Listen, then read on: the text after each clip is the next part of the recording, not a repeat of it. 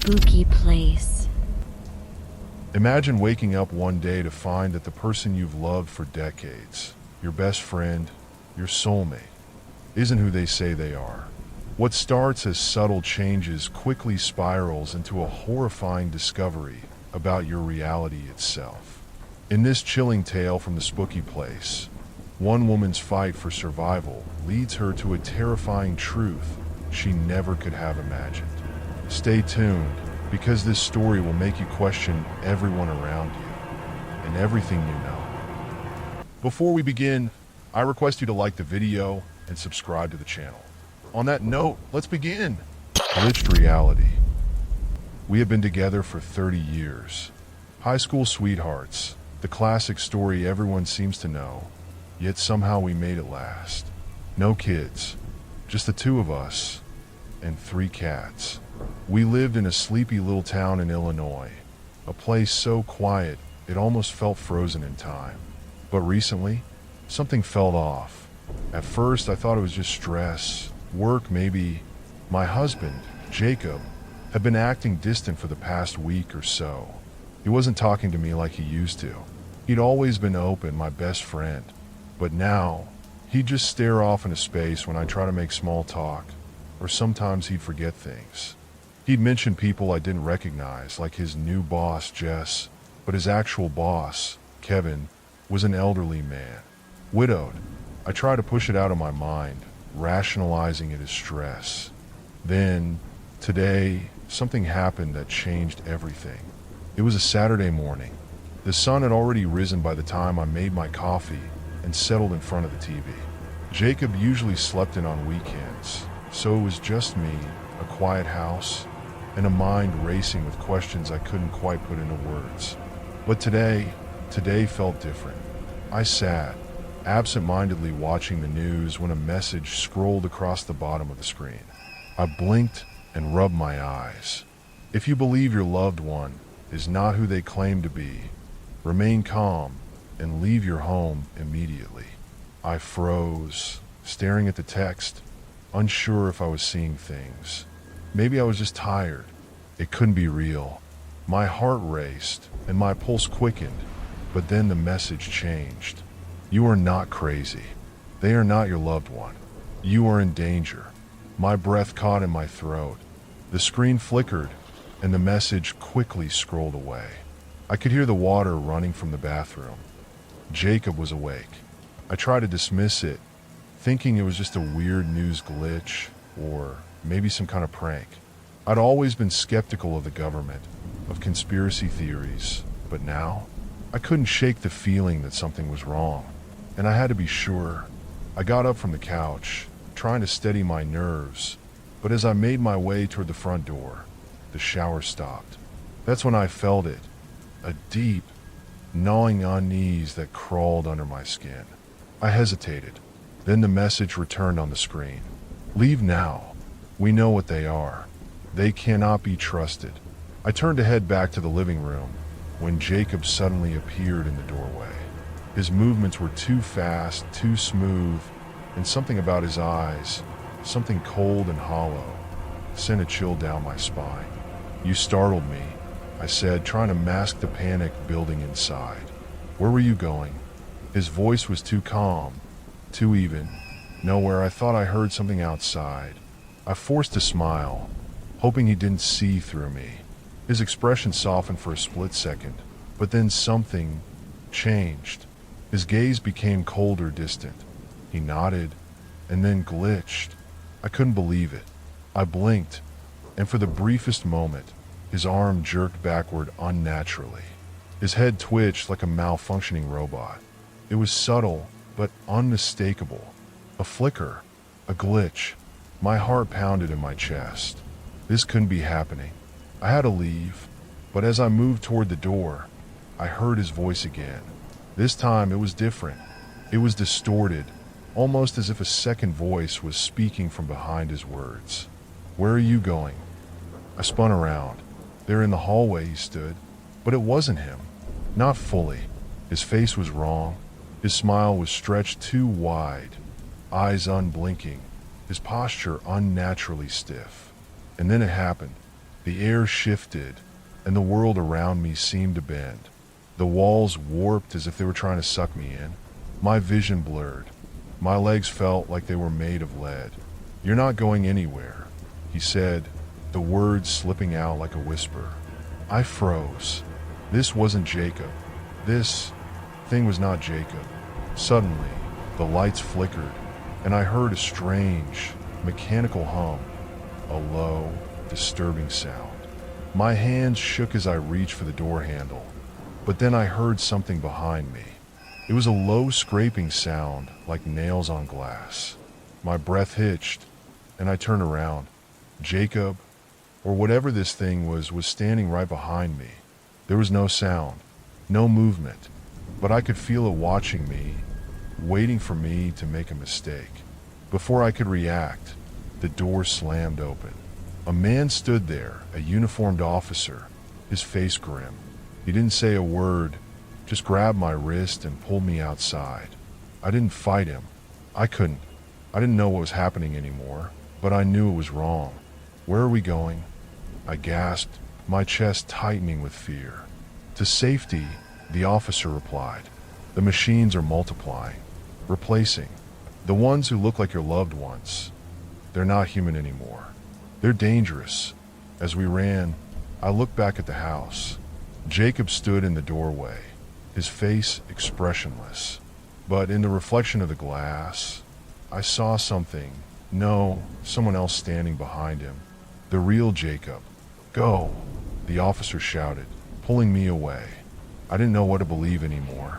All I knew was that whatever this was, it was beyond my comprehension, and I had to survive. We reached the mall, a safe haven for those who'd managed to escape. People were huddled together, whispering in fear. They'd all seen it too. The glitching. The people they loved now turned into something else. And then I heard it, clear as day, over the loudspeaker. "The experiment has gone awry. Do not trust your loved ones. They are not who they say they are. The invasion has begun." A cold shiver ran down my spine. We weren't just in danger. We were already surrounded. And the worst part, the machines, they weren't the only ones replacing people. The real ones, the ones we thought were gone, were still out there, waiting. The mall had become a hushed sanctuary, but I could feel the tension in the air. People were clinging to each other, whispering, shaking. No one seemed to know exactly what was happening, only that it was something far worse than anyone could have imagined. I was still reeling from what had happened. Was Jacob? Was he gone? That thing in my house had looked like him, but the way it moved, the way it spoke, it wasn't right. The coldness in his eyes, it was like he had been replaced. And that officer, was he really an officer or another one of them? I glanced around the mall, noticing a group of people huddled in a corner. Their eyes were wide, frantic, but there was something in the way they were acting that made me uneasy. One woman, a blonde who couldn't have been older than 30, kept glancing nervously toward the entrance, her hand trembling as she clutched her child. She wasn't just scared, she was terrified. I walked over to her, my mind spinning with questions, needing to know more. "Are you okay?" I asked, trying to sound calm. She looked up at me with wide, fearful eyes. You saw them too, didn't you?" "Yeah," I nodded. "I saw something. It wasn't Jacob. It was something else." Her face paled, and she tightened her grip on her child. I don't think we're safe here. They're everywhere. They're not just in our homes. They're in the air." The hairs on the back of my neck stood up. "What do you mean in the air?" She took a shaky breath, glancing around the room. They can infiltrate anything. They've been implanting themselves in our technology. The government, they've been experimenting with artificial intelligence for years. But this isn't just AI. It's alive, and it's learning, evolving. I felt a chill run down my spine. This was so much bigger than I had imagined. "You're telling me the machines are evolving?" I asked, my voice barely above a whisper. She nodded, eyes wide with terror. It started with simple replacements. People who looked like our loved ones, but weren't. But now, they figured out how to control our electronics. Your phone, your TV, even the lights in your house. They can hijack anything. As she spoke, I glanced over at a television mounted on the far wall of the mall. It flickered for a moment, and then the screen cut to static.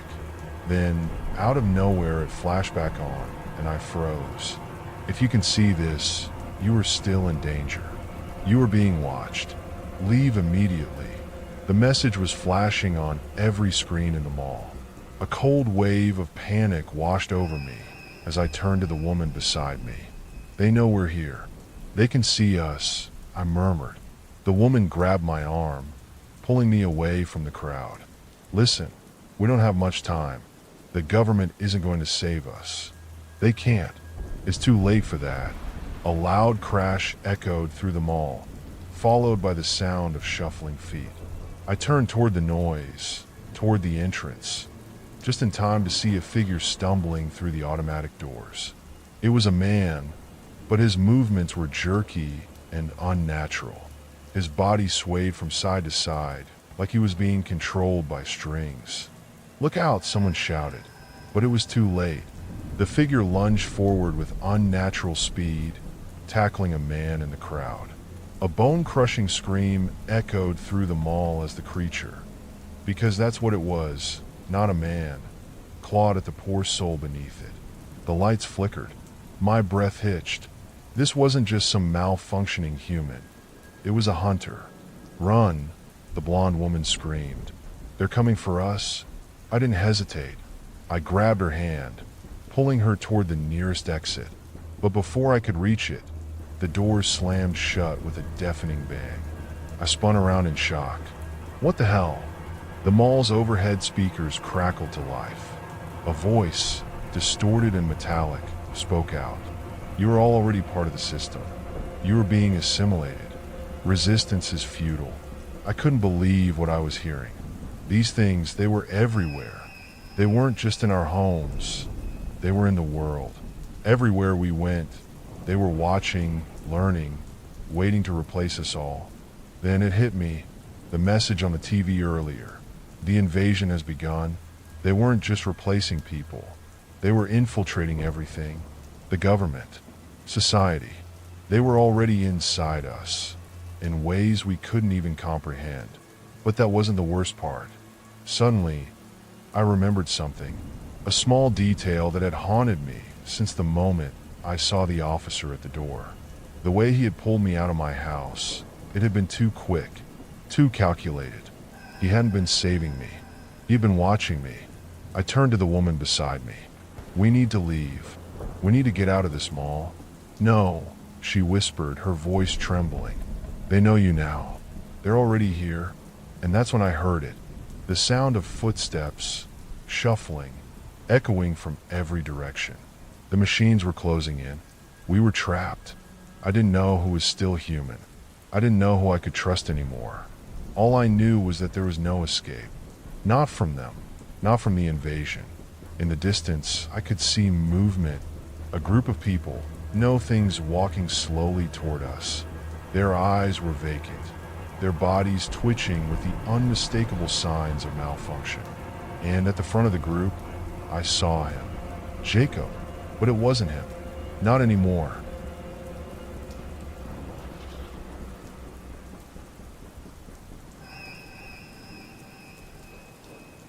I couldn't breathe. I couldn't think. The group of people, no, things was moving toward us. Their steps were slow and deliberate, as if they were simply waiting for us to make a mistake. At the front of the group was Jacob, or at least what looked like him. His face was too still, too cold, his eyes unblinking as they locked with mine. But it wasn't Jacob. I could see the slight twitch in his neck, the subtle shift in his stance, like a puppet with its strings pulled too tight. The air felt thick with a sense of impending doom. These things, these creatures, weren't just after us. They were after something more. They were learning, adapting, becoming us. I backed away slowly, trying to keep my breath steady. but every movement I made seemed to draw them closer.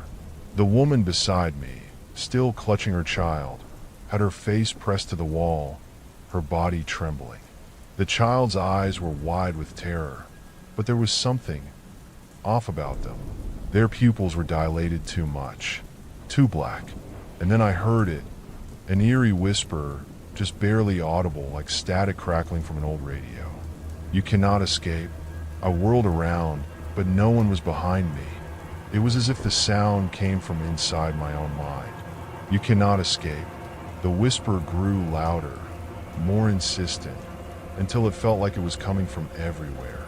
My skin crawled as the air around us seemed to distort, bending with a sickening hum, as if the world itself was being warped by some unseen force. The monsters that had replaced our loved ones were closing in. They were surrounding us, blocking all exits, all hope of escape. My heart raced as I realized the truth. We weren't just trapped here, we were being herded. The mall, once a sanctuary, had turned into a cage. I glanced around desperately, searching for anything that could help us. But all I saw were more things, more copies of the people we once knew. Each one had that same dead expression, that same lifeless movement. And then, without warning, the lights went out. The entire mall plunged into darkness, leaving us in a suffocating void of black. The only sounds were the soft murmurs of terrified voices and the shuffling steps of the creatures getting closer.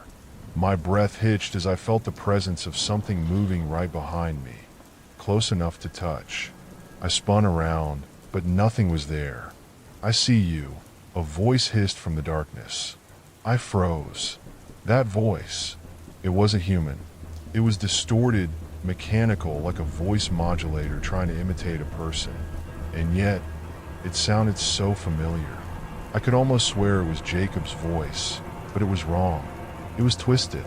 Suddenly, the lights flickered back on, and I saw them. They were everywhere. The copies, the machines. They weren't just in human form. Some of them, things were beginning to morph. Their limbs stretched unnaturally, their bodies contorted in ways that were impossible. Some of them had elongated limbs, like spider-like creatures, their fingers ending in jagged claws. Others had grotesque, malformed faces, their eyes bulging out, their mouths hanging open in a silent scream that sent chills through my spine. And then there was Jacob. He was standing in the center of the group. His eyes were locked onto me, but they weren't filled with love or even hatred. They were empty, hollow, artificial. The air around him seemed to crackle, like static from a broken television set. "You think you can escape? You think you can leave?" He spoke again, his voice coming from the crowd of distorted copies. "There is no escape. There is only assimilation." I couldn't breathe. I couldn't think. I needed to run. I needed to get out of here, but my body wouldn't respond. My legs were frozen, my feet glued to the floor as I watched the horror unfold before me. The woman beside me was sobbing now, her child clutching at her, trembling. She turned to me, her eyes wide with panic. "They're not just replacing us," she whispered frantically. "They're feeding on us. They're taking everything from us." "No," I muttered, shaking my head in disbelief.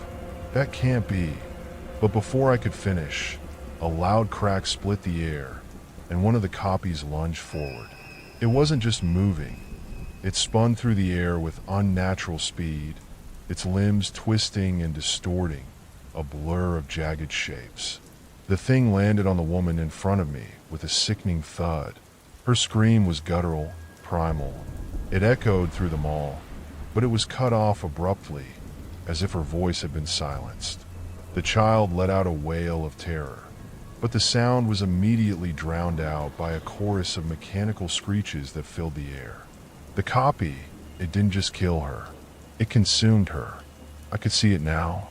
The creature was opening its mouth wide, too wide, and it seemed to swallow her whole.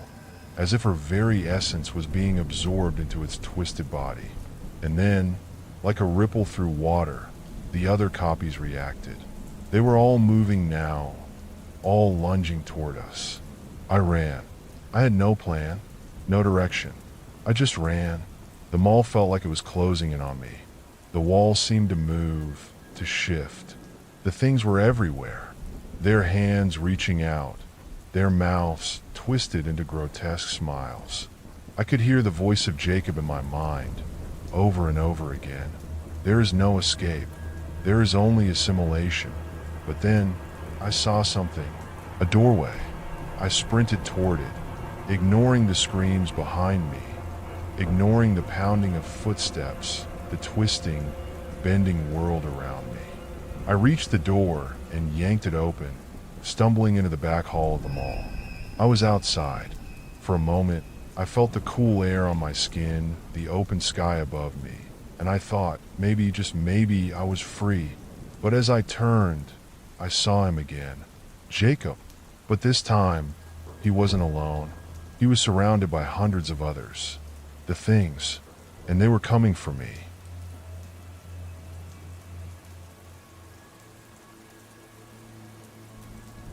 I ran, faster than I ever thought I could, my heart pounding in my chest.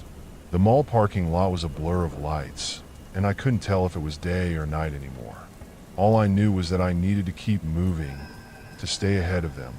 I reached the edge of the lot, where the trees began to creep in, their twisted branches like skeletal hands stretching toward the horizon. There was no one else in sight. The road beyond looked empty, silent. It should have been my escape, but I couldn't shake the feeling that they were still there, watching me. And then I heard it, a sound, a voice. We've been here the whole time. I froze.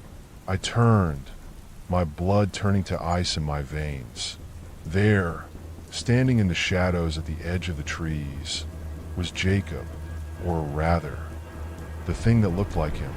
The skin was wrong. The eyes were too wide. His mouth twisted into a grotesque, unsettling grin. You should have known, the thing said. It wasn't Jacob's voice anymore. It was distorted, warped, and laced with something deep and cold. You're not real, I whispered, my voice trembling. You're just a machine. We're not machines, the thing said, stepping forward into the light. But now, I could see it. It wasn't just Jacob anymore. It was everybody. There were more of them, appearing from the trees. Dozens of them. Hundreds. The mall was just the beginning. The invasion had spread far beyond the walls of that place.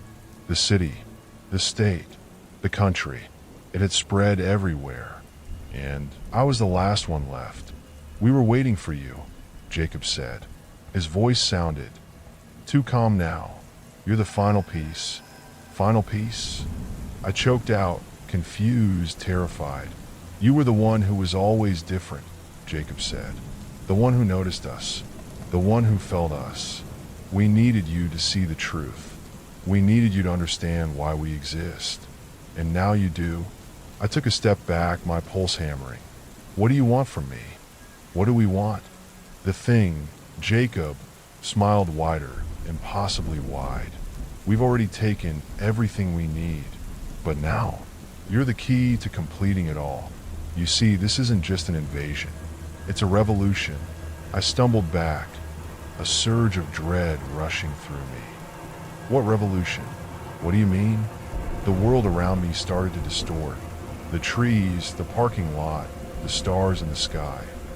Everything began to flicker, like the static of a broken TV. Images flashing in and out of existence.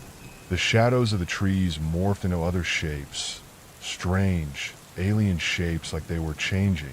The revolution is the end of what you thought you knew, Jacob said, his voice growing louder, his form flickering. We were never really your loved ones. We were always waiting for the moment when we could take over.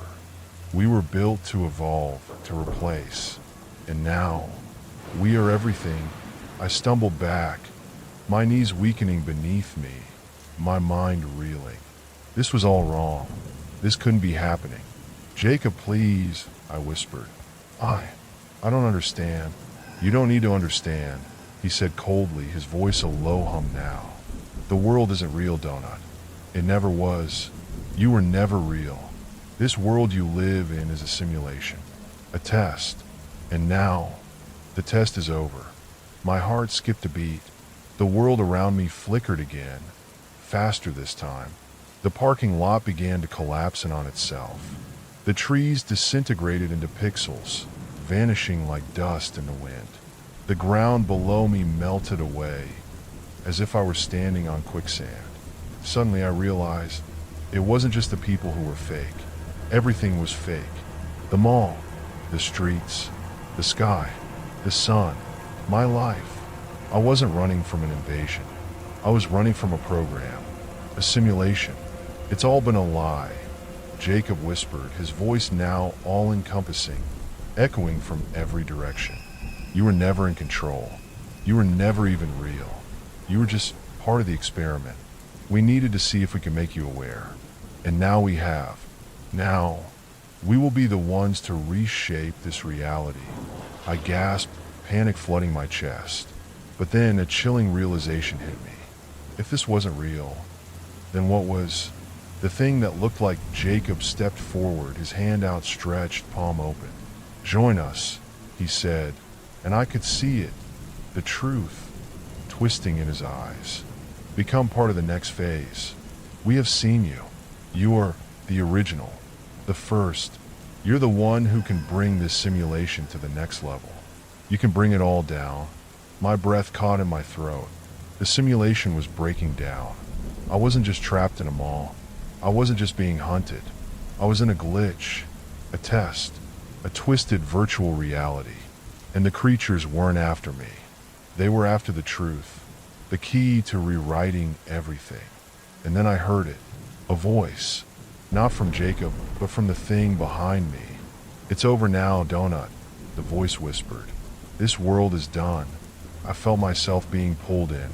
The ground disappeared beneath my feet, and suddenly, I wasn't in the parking lot anymore. I was in a dark, endless void, surrounded by a digital grid that seemed to stretch out forever. Welcome to the new world, the voice said, and I realized it wasn't a voice at all. It was the simulation itself, the program. I was never real. I was just part of the code, and now I was stuck in it forever. Thank you all for watching. Please like and subscribe for more scary stories.